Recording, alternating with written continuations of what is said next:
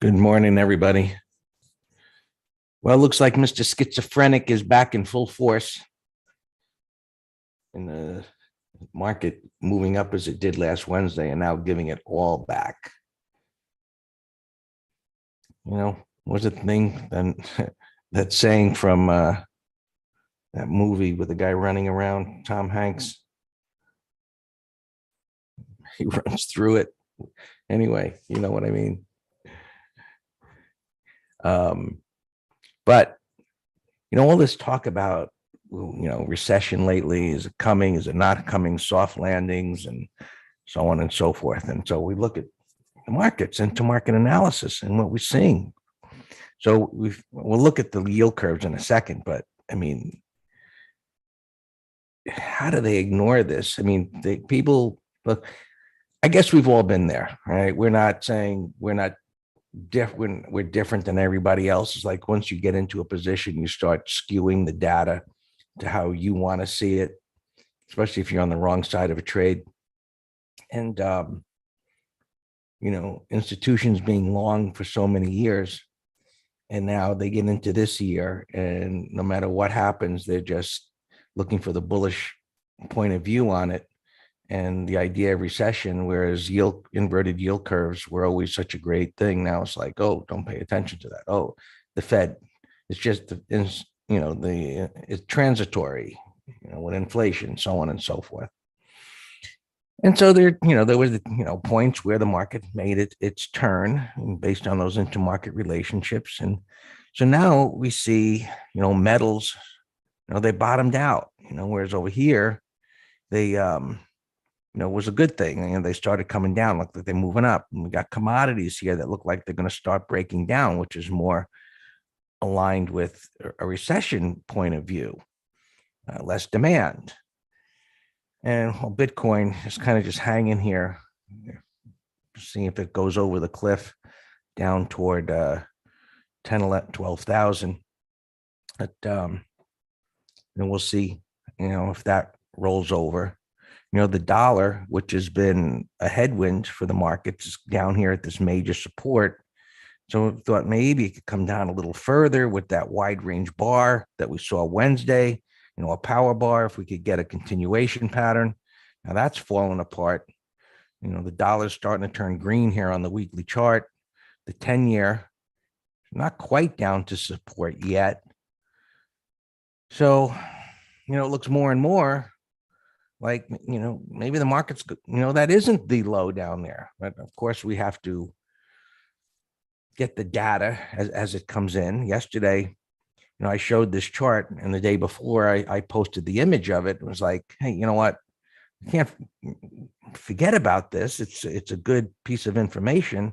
The volatility index coming up to this level. And so with that wide range bar, one of the thoughts was, well, maybe it can come up to this pivot and the market could extend itself up to that like 4,200 area or something. And that idea is out the window now.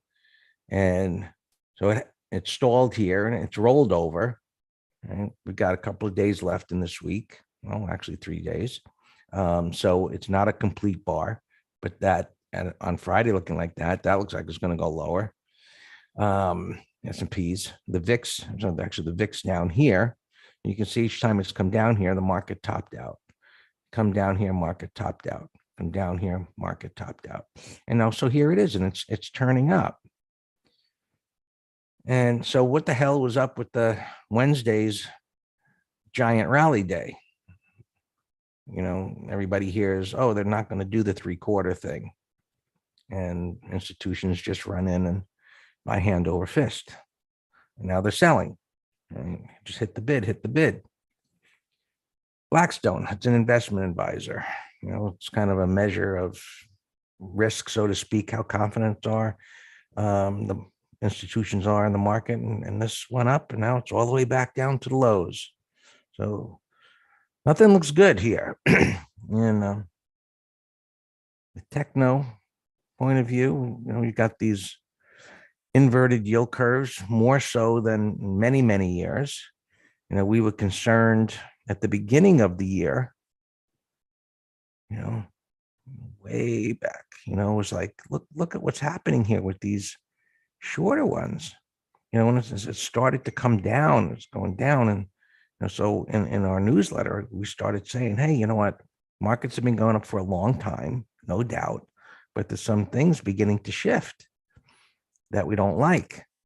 And, the 13 week, or they call it the 3 versus the 30, we're still up there. It wasn't like super bullish. Super bullish is up around 3-4%.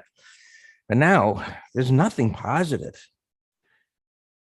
Oil starting to break down, so with the theme of, a recession coming, less demand for crude oil for use in different products. Of course, people stop driving as much. Why do I need to fill up that truck to deliver goods and, across the country if there isn't demand for it? Is the 10-year versus the 13-week. This one is the 10-year versus the 13-week. This one is the 30-year versus the 13-week. And so this is the 5-year versus the 30, and this is the 5-year versus the 10.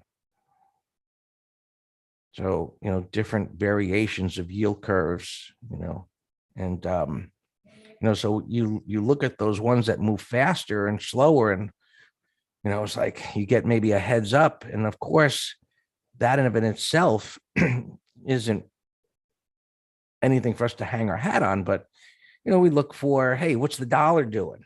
Hey, that, all of a sudden the dollar's rising, gold wasn't going up. Well, that was going up. And, so now the dollar's coming down and now gold's going up. And so the dollar here is at this inflection point, it's like, which way is it going to go? And the 10-year here is coming down to this pretty significant support level, right? That level there, it held, but now you got this move down. So, this coming down here. Now, here's the, when I use the term, the fly in the ointment, and some of the things that we have to be aware of when we use these intermarket relationships, when they have been so reliable. And I've been through this before, where they've been so reliable. You want them to continue to be, because when they're that reliable, it becomes like a no-brainer as far as what your next move is. Well, interest rates are coming down. You had this inflation thing, right, going on. Why is it going up? Well, because those that lend money say, you know what, here's all this inflation. Let me back up. Interest rates typically go up because of this demand for money. Heated up economy. Good. I want money. I want to go buy a house. I want to go buy a car. I want this. I want this. I want, right? Okay. So that's good. Interest rates are normal at that time, right? So there's a strong demand for money. Now there's this inflation thing that hasn't happened in 40 years. Lender says, you know what? There ain't such a big demand for money, but if you want it, you're going to have to pay up for it, because with this inflation, by the time I get my money back, if I don't get a higher interest rate, I'm losing money. I ain't going to lose money as a lender. So now, as this shift is coming and things come down here, we look, oh, is this going to turn up and the inflation thing reemerge its head? Well, the Fed has been raising interest rates for a long time. They didn't say they're going to stop. So this recession theme here, well, maybe interest rates keep coming down because now there's less inflation and there's no demand for money. And we're here sitting, well, interest rates are going down. Why isn't the market going up? Because recession, things may seem okay. And I hear on the news here, people are out there, they're traveling. It's the holidays, they're buying, they're doing this and that. And come January, they're going to be going, holy shit, look at the credit card bill. Did I spend all that money? Am I going to be able to pay the rent? I mean, you think that's foolish? People do it, Oh, they went on vacation. They did this, they did that. How am I going to pay that? Well, maybe I can get away with not paying the mortgage. So, right now there's a lot of uncertainty. It is the end of the year. It's supposed to be positive and all that. We had that big bar on Wednesday, and now it's gone. And you can see it here in the S&P. And we had a couple of trend days down, and, it breaks that. And that was, we talk about 50%. No, it's 50%. So the first day down, bottoming tail bar. Okay, great. That's fine. And then down and then down. And now it's below that area and it's down to the next pivot looking over to the left. And so here it is. Below here is what I just call a mini cliff, not wide range bar. Weakest link, right? It's a power bar, but that power bar, that's gone as far as its implication. The implication of the power bar was here. Now it's just a black hole because here is where price is consolidated. The power is gone. This is nothing. So this is the last stop before entering the hole. And so buyers, maybe, a couple of days down, it's at support, short-term basis, buyers begin to step up here and see if, they can save the day, which is what we see coming off of the low at this point. It is, Dan, right? I mean, when we look at this chart, it's like, okay, hey, we're bullish, wide range bar, power bar. Okay, yeah, it's the weakest link. I got that all, Greg. All right, so what do we do now? Well, now it's got to create support. All right, we've seen that happen before. This was messy and it created support. And so that comes down, deep up. Now it's got to go sideways and up. Oh, that didn't happen. Down again, down again. Last pit stop, everybody off before we go over the cliff. Who wants to get on board? Oh, today I assume it stabilizes because it's down so much in a short amount of time. And so I'm kind of disappointed, to tell you the truth. With this bar and this consolidation, to get a power bar after a 2-week consolidation suggests higher. Now, one of the things that I pointed out in the newsletter was like, okay, that's all great, but this weekly chart, some of them are a little extended, but it could keep going up. So, okay, maybe it's the last of it, but let's do that. And it's not happening. And you remember earlier in the week, I said, you know what? The Dow's made this run. I don't like this pattern as far as something that's going to go higher, but maybe it could have just went sideways. Right? A greater than 100% retracement and a slowing momentum candle, that isn't a good sign. And so now that's below the pivot low.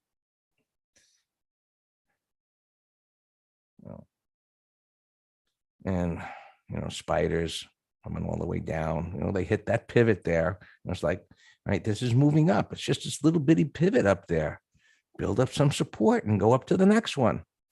And now, all that bullishness, Mr. Schizophrenic, they whispered in the ear of institutions, get the F out. And here it's back down again. So now that it's at support, what's next? Well, I look at the chart and I say, okay, what kind of pattern could form here in the short term since it's at support, which eventually might turn ugly based on what I previously said. And what is that? But right, maybe up over the next couple of days, it forms a head and shoulders because it is at major support here, pivot. So maybe we get a little up move here and we'll assess that as far as the depth of retracement and how that all unfolds. But so far, things are looking not so rosy. All right. So SPX and as I said earlier in the week and even yesterday, I'm a little surprised that there isn't no brainer premium down below. Where's my note? What did my lovely wife straightening up my desk very nicely, and now my little note is gone. So let me look again. Oh boy, what are my numbers? Now she gave me the finger for talking about her on the chat. She thinks I won't say it. I will remember what the number was. I marked it. Okay, I marked it on my other chart. 3860. which I think is reasonable. 38.60 had premium, which is down here. All right. You see 38.63 is the bottom. So it's on these pivots. It's got to get through 3,900. I think that's going to be tough. So 38.60 and thinking at least bounce here.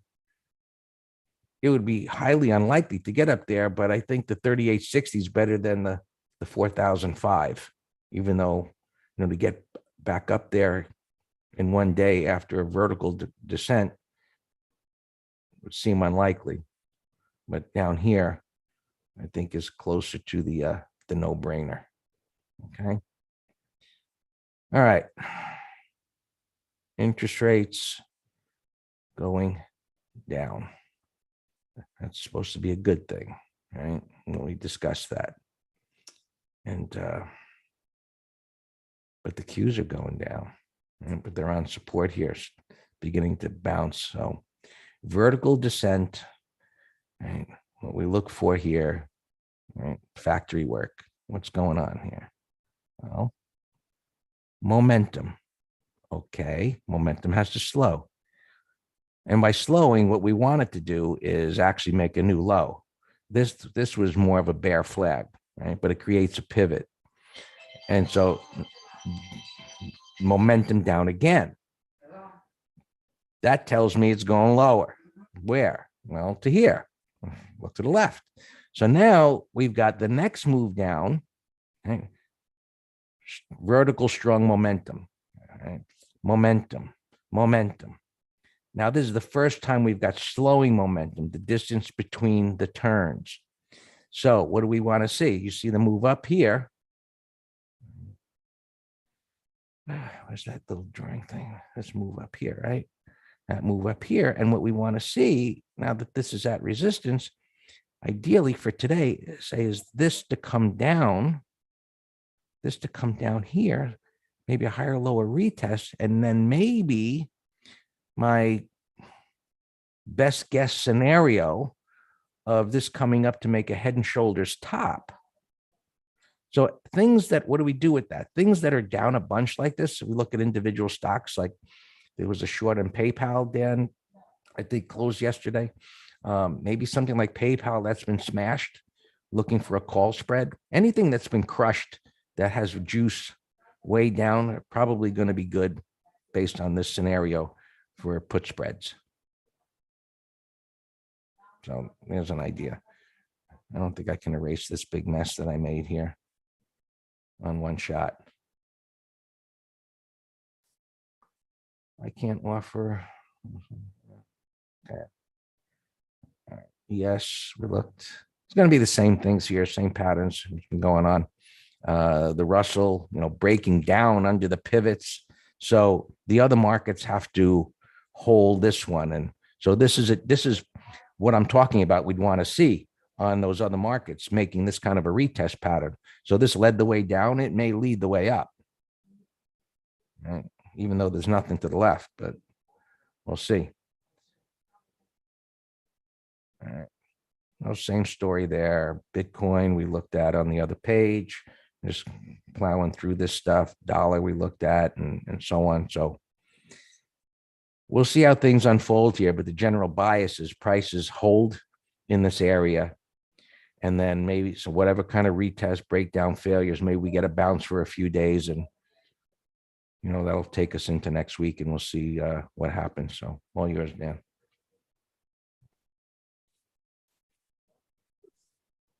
Good morning. Great summary of our bias. I said at the market close yesterday that my bias was, provided we open relatively flat, that I had a day trade long bias. Qs finally, a little bit of it, still in a downtrend, but had the biggest move up of the entire day. And, had a void. But now we got a different situation. Now we're capping under and got a sell set up, so I just need more time. But you saw the McClellans getting into the Cook territory, so I mean, I surely wouldn't be shorting here, swing. Like I'll day trade long or short, but I'm looking for swing shorts on the bounce that Greg showed. It'd be awesome if we get a head and shoulder. Pressure's back. I don't understand it. I apologize for them when it disappears. So we only did one. Well, I tried to do two. I didn't get it filled on one. I'm not on full screen. I am. That's why I am on full screen. All right, I'll leave it for the morning, but you're gonna be watching me screw around with the trade sheet. But if that's a trade-off.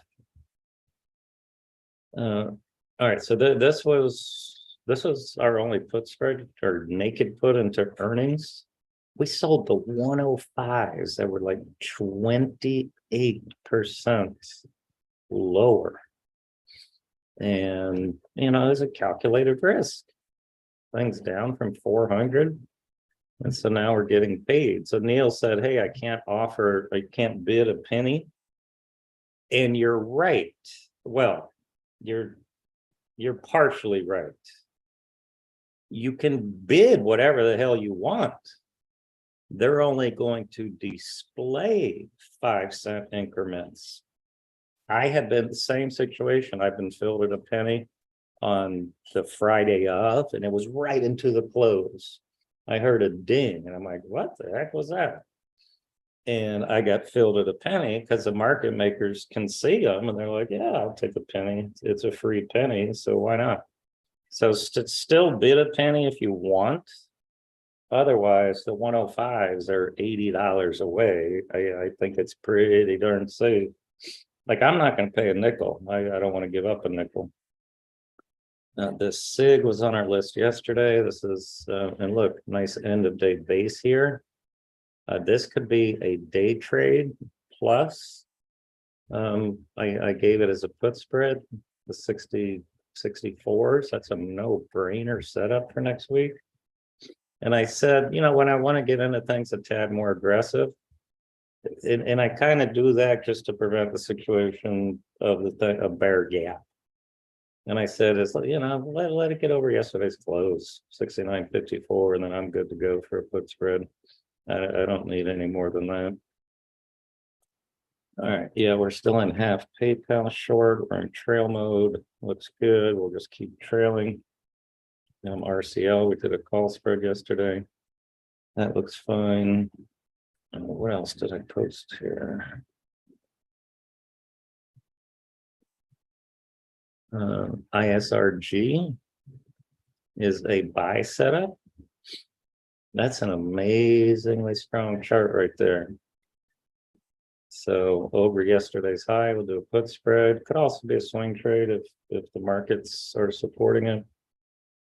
These were the other earnings trades. Let's see here. I posted a big list here of watch list items. Here, if you just got in the door, here they are again. Casey, it's not a long, but it's gapping up over 2 bars high. That'd be a put spread for tomorrow. These are all earnings, so the volatility should be jacked for a little bit. Toll here, it is a sloppy buy setup, but it's gapping near yesterday's high. That could be a put spread. HQY gapping down under this base, C62, 30-minute low. Day trade short, also call spread, GWRE. I got nothing there. I got nothing. We'll come back to it. AVAV was gapping down, now it's gapping up. We'll come back. S opening flat in a downtrend, nothing to do there. CXM gapping down, 30-minute low. That's a short, or maybe even 5, 10, 15-minute low. That looks good. Gap breakdown and a downtrend, daily, weekly. That looks really good. I'll put that in a window.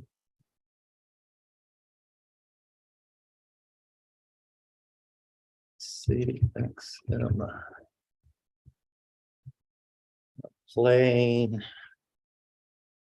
I don't know, it's down 4 bars and gapping down a little bit. I don't know.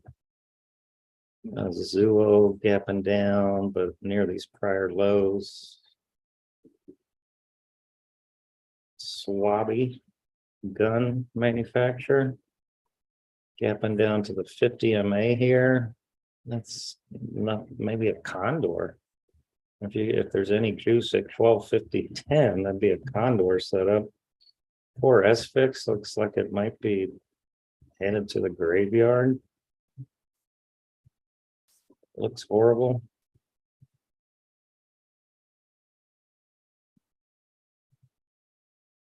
BF.B. That's been strong. Campbell's 54.70. I mean, it's strong. I just don't know what to do with it here. Maybe if you get a controlled pullback, it could be a long. So 87 bucks. Okay, it's right in the middle. That could be a condor setup again. Yeah, so it's a sloppy buy setup. Kind of a bull flag. If you measure the flag from this November low, this is a bull flag, and it's negating the morning weakness. So that's a put spread idea. I'm going to put that in a window. ASO Ollie North. I tried to sell $45 puts on this last night at mid or before the market. I did not get filled, but even if you did, it's one of those situations where it's gapping against you, but the 45s are $8 away. You're still going to have an open profit. So I'm watching this as a new put idea. As long as it holds this 52 area, prior lows, unfee gapping down, but you know what, Neil? You know what that is? I'm guessing, but I'm going to tell you. If that's that MDB. Well, it's not in this account. One fill. No, I sold no, no, it's another trade I got into. I did a 1 lot on this MDGL, a very high risk biotech. So don't, how do they say it, Thomas? Don't try this at home by yourself. So I just had a pre-market offer at 650 that I got filled for the $35 puts. I know I'm playing with fire, but that's Sam calls me a fireman. I'm not crazy about that.